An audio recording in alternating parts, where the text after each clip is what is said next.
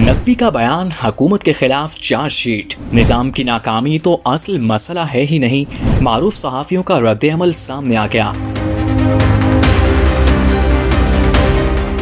मोहसिन नकवी के बयान, ख्वाजा आसिफ की तजवीज़ और इस पर सामने आने वाले सियासी और तज्ज़ियाती रद्द-ए-अमल ने मुल्क में इंतज़ामी ढांचे, आइनी इस्लाहात, नए सूबों और निज़ाम हुकूमत पर एक नई कौमी बहस छेड़ दी है।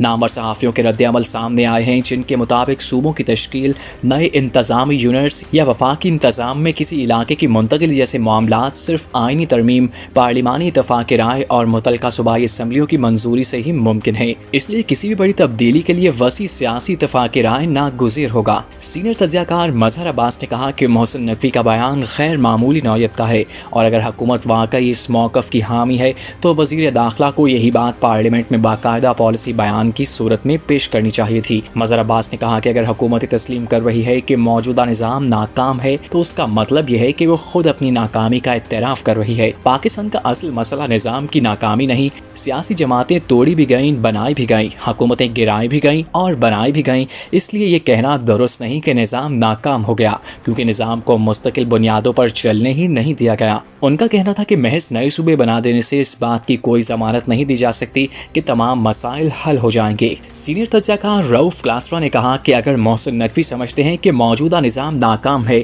तो इन्हें यह भी याद रखना चाहिए कि वो उसी हुकूमत का हिस्सा है जिस पर वो तनकीद कर रहे हैं। हुकूमत का अपना वज़ीर दाखिला इस निज़ाम पर अदम एतमाद का इजहार करे तो यह हुकूमत के खिलाफ एक बड़ी चार्जशीट है। उनका कहना था कि अगर हुकूमत इस बयान से इत्तेफाक नहीं करती तो वज़ीर आज़म को इस पर वाज़ेह मौक़िफ़ इख्तियार करना चाहिए। बसूरत दीगर ये तासुर मजबूत होगा कि हुकूमत खुद अपने निज़ाम पर एतमाद नहीं रखती।